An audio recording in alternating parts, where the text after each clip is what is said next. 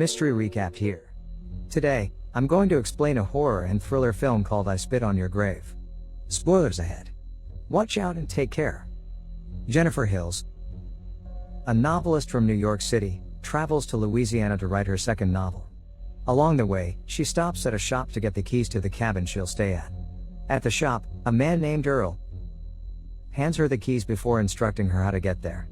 According to Jennifer, the purpose of her trip is for some peace while she writes. On the way there, Jennifer gets confused about the roads, so she pulls up at a gas station for some help. There, she meets Johnny, one of the attendants, who points which direction she should go. Johnny attempts to make a move on Jennifer, but she scares him after accidentally pressing her panic button. He spills a bucket of fluid, causing Andy and Stanley, his friends, to laugh at him. As Jennifer drives off, Johnny's embarrassment is evident. After the long stretch of road, Jennifer finally arrives at the cabin, which will be her home for the months to come. She immediately unpacks her belongings, ready to embark on a change of environment. The following day, Jennifer relaxes by the lake after days of working on her novel. She hears suspicious noises but does not pay much mind to them. However, the noises reoccur and make her uneasy. Jennifer walks across the nearby shed to check, but she finds nothing but bottles of poison inside. She accidentally spills her drink onto her clothes and goes to the kitchen to wash off the stain. In there, an unknown person is secretly documenting her half-naked. The following day, she jogs through the woods and stumbles upon an abandoned cabin. Out of curiosity, Jennifer enters to check how it looks like inside. However, she does not find anything interesting and continues to go about her day. Back home, she discovers that her sink and toilet are clogged, urging her to call a plumber, Matthew. He suffers from a mental disability, hence his stuttering way of talking. After he fixes the problem in her bathroom, Jennifer gets giddy and gives Matthew an abrupt kiss. For a moment, the shy Matthew blushes and runs outside because of it. In the woods, Andy, Stanley, and Johnny hang out and kill birds for fun. The brutality is recorded by Stanley, who has a passion for documenting anything random. Not long after, Matthew arrives and tells the group how he received a kiss from Jennifer. Johnny does not believe him, but Stanley confirms that it is real before showing a video of her in underwear. At nightfall, Jennifer still hears the creepy noises around the house and becomes more bothered by them. She sees a lifeless bird just outside her door, but other than that, she finds nothing. Upon returning inside, she sees her laptop with a group photo of the guys she met days before. She looks at it in horror before realizing that they are inside. Johnny, Stanley, and Andy taunt Jennifer all together, causing fear to the poor lady. Stanley calls Matthew, and Johnny drags him inside so he could also participate in their scheme. As the leader, Johnny initiates the group into threatening and letting Jennifer drink. When she refuses, Johnny becomes more agitated, leaving her no choice but to abide by his orders. He then asks Jennifer to show him her teeth and pulls her closer. Johnny pulls out a gun and forces it on Jennifer's mouth in a sensual manner. Andy approaches her and does the same thing, but with liquor, while Johnny forces Matthew to watch. Jennifer finds the courage to hit Andy's knee before pepper spraying Stanley. It allows her to escape into the woods and run to safety. Jennifer bumps into Stork, the local sheriff, along with Earl. In tears, Jennifer informs the two men of the assault that she has experienced recently. Stork calms her down by showing his badge, informing her that she is now in safe hands. The sheriff tells Earl to go home as he will accompany Jennifer back to the cabin. Moments later, Stork drives with Jennifer back to the cabin to confront the group. He bravely calls them out while looking for them inside the cabin. Upon examining the scene, Stork finds the broken bottle of alcohol and a joint belonging to Jennifer.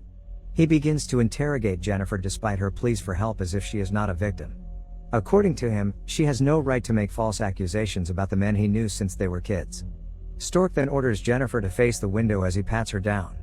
However, he touches her improperly, revealing that Stork is the group's accomplice as the boys enter. While Stork points a shotgun at her, he orders Jennifer to get on her knees. Johnny picks her up while ordering Matthew to remove his pants. At the moment, Jennifer is helpless, to say the least. With 5 heartless men, her chance of survival is at stake. Stanley records the whole thing while Matthew begins to force himself on Jennifer until he is satisfied. Despite being weak, Jennifer manages to gather her strength and get out of the cabin.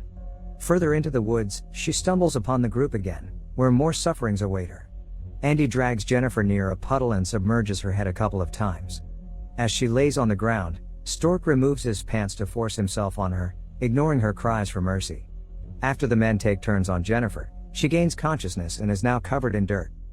Jennifer gets up once again to go further into the woods in the hope of some real help.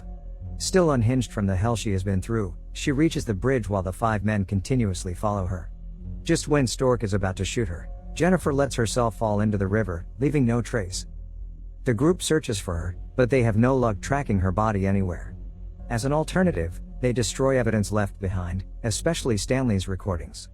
After the eventful day, Stork returns home, where his wife and daughter, Chastity, welcomes him. As if nothing happened, he spends the night at home without any remorse for his actions. The next day, Stork stops by Earl's shop to return the keys to the cabin, saying that Jennifer left without notice. Weeks pass, and the group goes on with their lives as if nothing happened. Apart from the rest, Matthew is the only one that feels remorse and spends most of his time in the woods. One day, he gets a vision of Jennifer staring at him in a ghostly way. Matthew covers his eyes out of fear and gets under the idea that Jennifer is haunting him. While Andy and Johnny are hanging out for some drinks, they see Stanley running toward them. With worry in his voice, he informs the voice that his camera has been stolen before revealing that he kept the controversial tape. Johnny gets in a fit of rage and starts beating Stanley up for putting them at risk. That night, Johnny hears noises outside his home and checks outside to find a dead bird on the porch. He kicks it off before returning inside. When he goes back inside, he hears it again and comes out with a gun. To his surprise, the dead bird is lying on his porch once again, the culprit unknown. When Johnny hears it again, he rushes outside to see Jennifer's slipper on the porch and tries to chase the sound but to no avail. Meanwhile, Stork comes home to his wife, who informs him that a package has been delivered. To his horror, he finds one of Stanley's tapes and is relieved that neither his wife nor daughter has seen it. Stork quickly drives off to meet with the group, who are nervous to see him. Immediately, Stork threatens Stanley, thinking that he is playing a prank on him. To defend his friend, Johnny shows the slipper, suspecting that Matthew is responsible for everything. On their hunting trip, Stork hands Earl a bottle of whiskey and shoots him. The reason behind it is Earl is one of the loose ends to the crime, as he saw Stork accompanying Jennifer back to the cabin. Still troubled by his visions, Matthew returns to the cabin to reflect on his actions. Out of nowhere, he hears Jennifer's voice calling out to him, so he comes inside. He ends up falling down the stairs and knocks himself out. As he gains consciousness, he sees Jennifer in the flesh, sitting on the couch. Jennifer invites him to sit beside her, and he repeatedly apologizes for what he did to her. Matthew clings to her while sobbing as guilt overtakes him.